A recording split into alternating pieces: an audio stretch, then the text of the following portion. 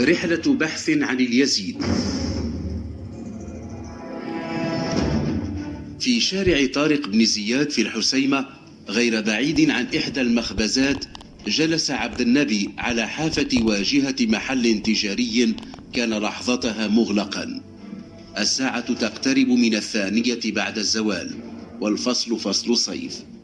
في مثل تلك الأوقات تتباطأ الحركة في شوارع الحسيمة بينما تكتظ الشواطئ بالمصطافين. خرج من المخبزة رجل يميل إلى بدانة لم تخفها عباءته المقلمة، يشيشيب رأسه ولحيته التي شذبت بعناية بأنه قد تخطى 60. تقدم نحو عبد النبي، ودون أن يحمل وجهه تعبيرا معينا أخرج من كيسه خبزة وناوله إياها. أراد عبد النبي الشاب ذو 23 ربيعا أن يقول شيئا، أن يفهم الرجل بأنه لم يجلس حيث جلس للتسول، ولكنه لسبب يجهله وجد نفسه يعبر له عن شكره. كان الرجل ذو العباءة المقلمة قد ابتعد عدة خطوات، ثم خلا الشارع إلا من سيارات تعبر على فترات متباعدة. نظر الشاب إلى الخبزة التي أعطاه الرجل، ولعله في قرارة نفسه تفاءل بما أعطي. تذكر الكبار في قريته هناك في أطراف ترودانت حيث يدعون لأحدهم بالرزق اليسير وهم يتحدثون عن الخبز، وقال لنفسه وهو يمنيها إنه ربما أوتي خبزته، وإن أبواب الفرج على وشك أن تنفتح. نظر من جديد إلى الخبزة ومضى بها إلى فيه، قضم منها فارتسم على حاشيتها شكل فكه الأعلى، ثم تتالت القضمات. كان به بعض من جوع، فقد أمضى نصف يومه ذاك في شاطئ كيمادو. لم يكن يهوى السباحة، ولذلك ظل يتابع على جانب من الشط الصغير مجموعات من اليافعين والشبان وهم يتنافسون في القفز من صخرة هناك إلى الماء. حين يقفز أحدهم ويقع ببطنه وصدره على صفحة الماء يتعالى الضحك ويمتزج أحيانا بصفير. كان المشهد ممتعا.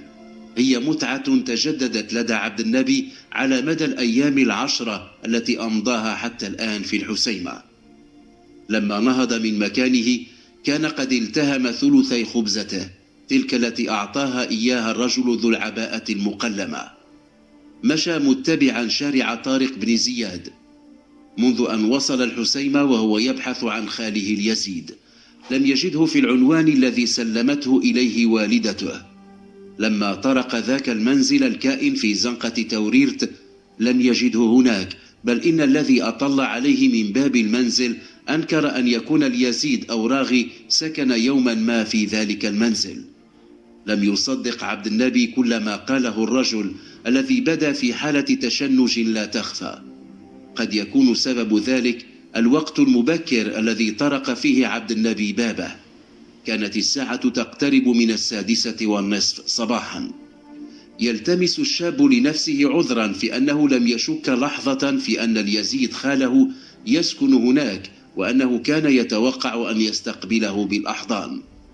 لما أغلق الرجل الباب مضى عبد النبي في جولة عبر الشوارع المجاورة، ثم عاد إلى زنقة توريرت، وقد صادفت عودته تلك فتح دكان بقالة أبوابه. لما وقف بالباب نظر إليه صاحب الدكان نظرة فيها تساؤل. كان وجها غريبا، يؤكد ذلك حمله حقيبة من الحجم المتوسط علقها إلى كتفه. حسبه صاحب الدكان زبونه الأول، وكان يتوقع أن يطلب منه بضاعة يشتريها، ولكن الشاب الواصل ذاك الصباح من سوس سأله عن اليزيد. قال إنه يسكن في ذلك المنزل وأشار إليه، ولكن البقال هو الآخر نفى أن يكون سكن في ذلك المنزل شخص بذلك الاسم. لعله لم يدرك في تلك اللحظة أن رحلته إلى الحسيمة قد أخذت منحا يختلف تمام الاختلاف عما كان قد رتبه في ذهنه. منذ تلك اللحظة، منذ 10 أيام، يبحث بلا توقف وبلا نتيجة عن خاله. عداه لا يعرف أحدا في الحسيمة.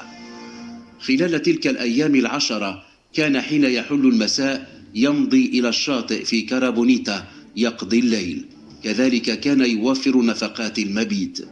ما كان معه من مال لم يكن ليكفيه.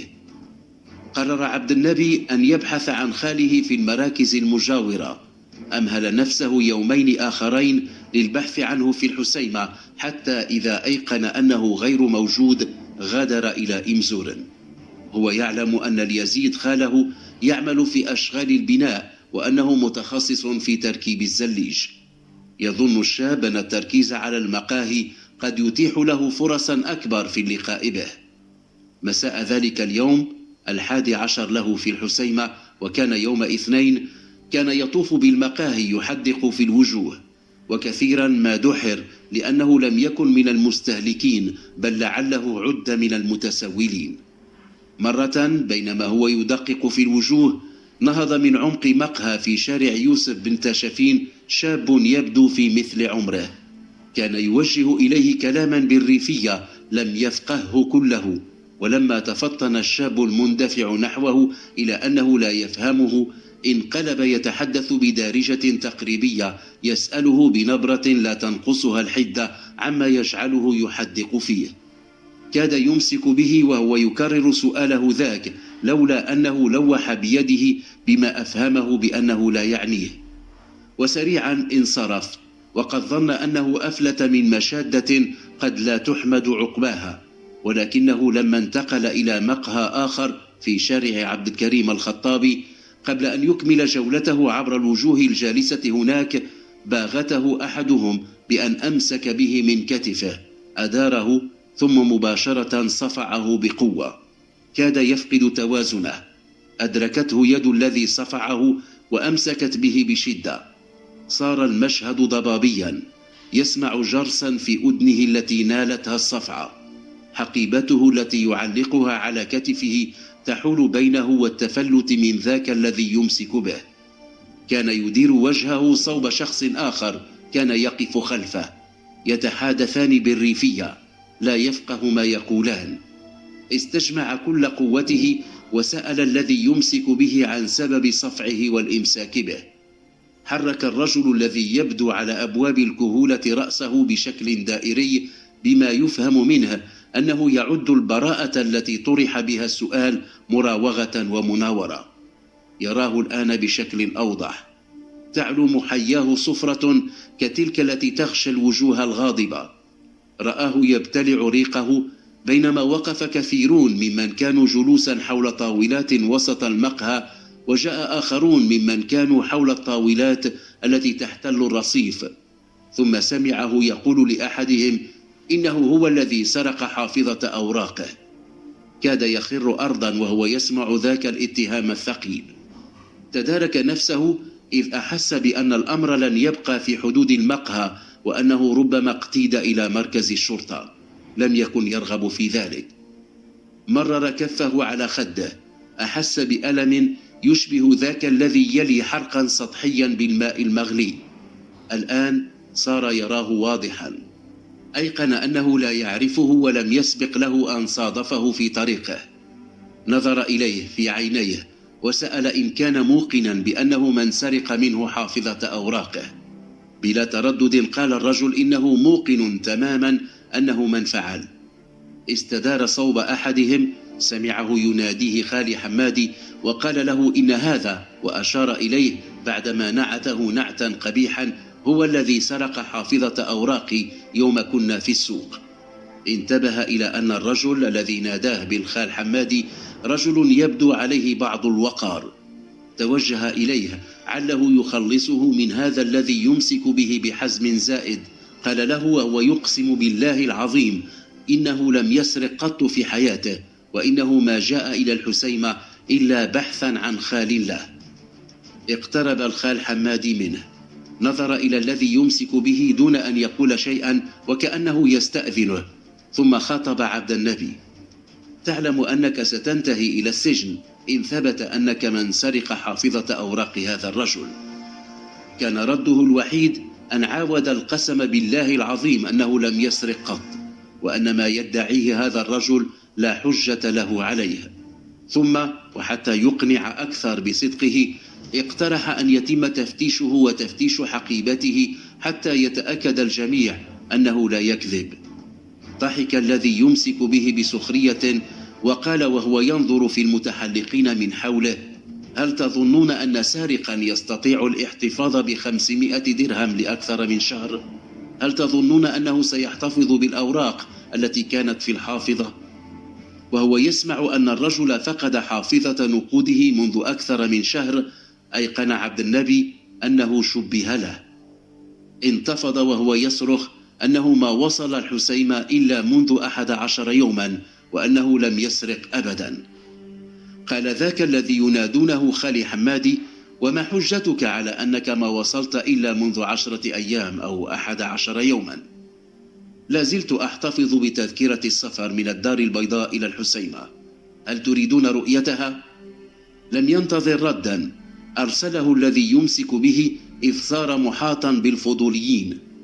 فتح الجيب الخارجي لحقيبته التي يعلقها إلى كتفه وأخرج أوراقا في جملتها بطاقة تعريفه.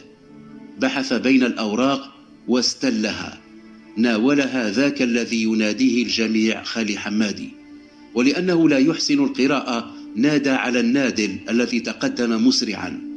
نظر في تلك التذكرة وقال إنها تعود إلى 12 يوما.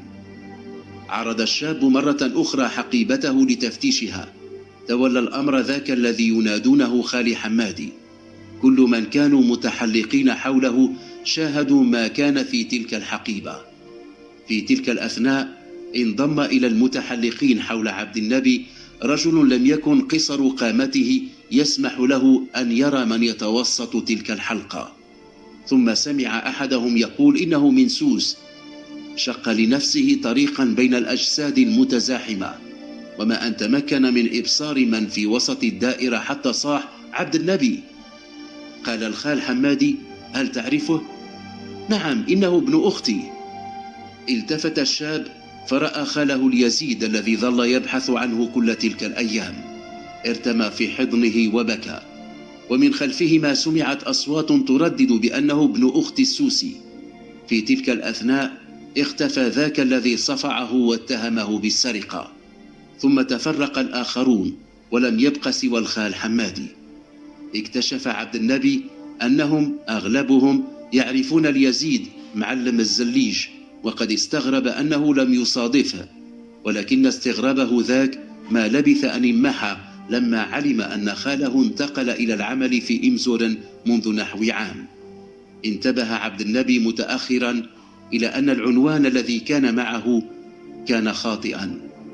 مساء ذلك اليوم وقد انتقل مع خاله إلى إمزور قال له إنه كان بمقدوره أن يجنب نفسه كل ذاك العناء لو سأل في واحدة من تلك المقاهي عن اليزيد الزليجي. مهمشون، قصص يكتبها ويقدمها عبد الصادق بن عيسى.